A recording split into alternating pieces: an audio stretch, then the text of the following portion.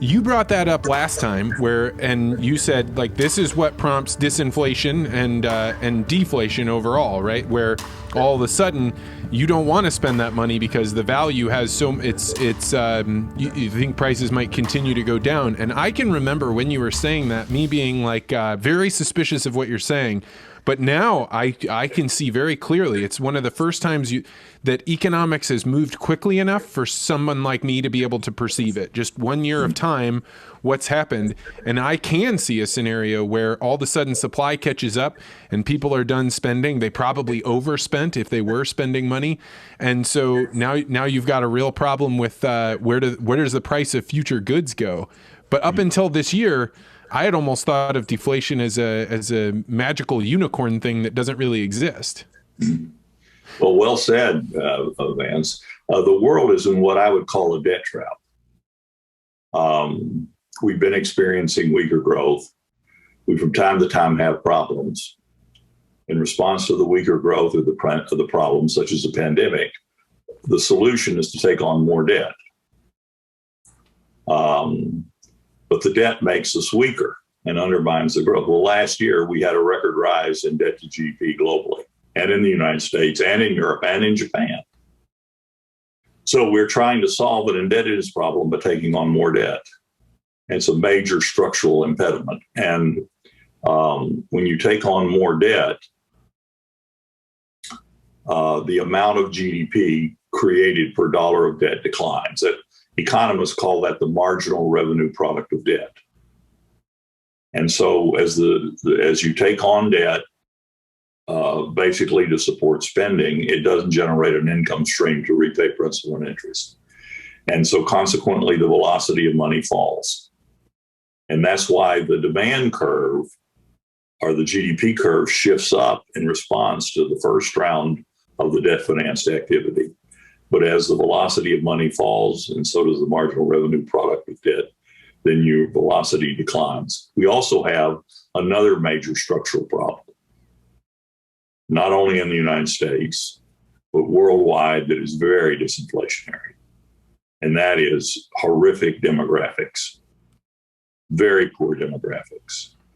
Worldwide population growth is the slowest since the 1950s, the United States since 1918. Population's not growing in China. The birth rate is collapsing in Europe. The birth rate's weaker in China than it is in the United States. Oh, and they're trying everything they can. They're throwing the sink at trying to get birth rates to go up, and it's just not happening. No, because they pursued the one child per family for too long. And they have a major mismatch between women and men. In the United States, the average age is 38 years. You're pulling the average down, I'm pulling it up. But in China, the average age is over 40. In Europe, it's over 50. In Japan, it's over 60. In China, every 12 months that goes by, the average age goes up 6 months. So let's talk for the listener just a little bit. Why does it matter? Let me make my final point. So the people may say, well, doesn't fewer people and more older people mean that we have a sufficiency of bodies? Isn't this going to be inflationary? Well, if you look at the record in Japan and Europe, places where they have weak demographics, they get lower inflation, lower economic growth. The problem is that when you have poor demographics, you collapse investment, household investment and business investment. Think of the cost of having babies, raising a family. I'm going through it right now. Send them to college. But think of the investment needed by business firms. Think about the investment needed by the community or the government sector, schools, and so forth. And so the demographics is a major impediment to growth. Some people say that this will be the Roaring '20s. Well, the Roaring '20s, we had tremendous demographics to start. At the start of the Roaring '20s, we were lightly indebted. We were heavily indebted by the end of the '20s.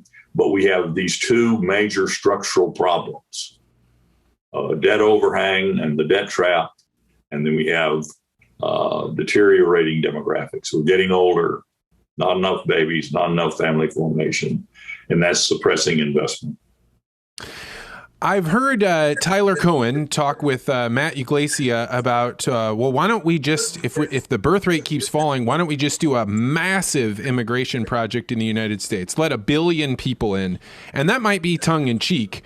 But what do you think about radically increasing the amount of immigration if you can't get birth rates up? Well, the Nobel laureate Milton Friedman said that immigration worked well for the United States when people came to the United States for economic opportunity. And they immediately came and they went into the workforce. They were creative, and they helped expand it. If they come in and they're basically young people coming in, many call them refugees or what have you, then what happens is that we have to borrow more money to finance them. And so it actually increases the debt load. You just can't pull the immigration lever by itself. You have to fund it somehow. And we would have to fund it by debt, which would not work, in my opinion. You talked about all these countries around the world are using debt in order to be able to make things move forward. I've heard people say, well, as long as the U.S.'s debt to GDP doesn't outpace the other countries, it doesn't really matter how much money we print, because as long as they're printing more, we're going to be just fine. How does that argument sit with you? No, that's not right. There are a lot of very serious peer-reviewed scholarly research that indicate that our debt levels became excessive in the late 1990s. 1997 was probably the inflection point where the debt became deleterious. And we saw after that point in time a major decline in the marginal revenue product of debt. From 1870 to 1997, the real per capita GDP grew about 2.2% per annum. And that's your standard of living. Since 1997, we've only grown 1.2% per annum. So at the end of last year, the real per capita GDP per person was about, in round numbers, $56,000. If we had been able to grow at 2.3, we would have had 25% more. We would have had 60,000. The debt is death by slow strangulation.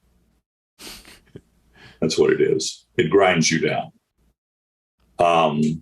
And so what is happening is Europe is more indebted than we are, and Japan is more indebted than Europe. So if you look at U.S. growth relative to Japan and relative to Europe, starting in 1995 when the euro was formed, in 1995 we were 4% larger than Europe in real terms, and we were 98% larger than Japan. Now we're 37% larger than Europe and 200% larger than Japan. In other words, it affects us all. And this is confirmed by what's happening to the velocity of money. In 1997, $1 of GDP resulted in $2.20. $1 in money resulted in $2.20 of GDP. And now it's about $1.20. But in Europe, money turns over only 85 cents. In other words, every dollar of new money in Europe only creates 85 cents of GDP. And in Japan, it's less than 50 cents. So you really start running out of steam. The more you do, the less it actually propels you forward. Yeah. The people assume that taking on the debt, if that were a real problem, that it would lead to some sort of blow up, a bang point, or some sort of immediate calamity. But it's death by slow strangulation. I would quote the poet T.S. Eliot. Did you ever read The Hollow Men? No. In that famous poem, he said, "How does the world end?"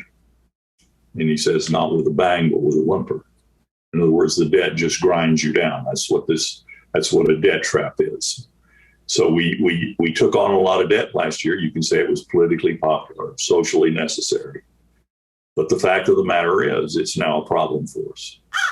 Thanks for checking out this podcast short. If you like this interview, make sure you hit the like and subscribe button and hit that bell so you always get notified about this podcast. And if you're really interested in conversations like this, you may want to consider joining the Articulate Ventures Network. To find out more, go to network.articulate.ventures.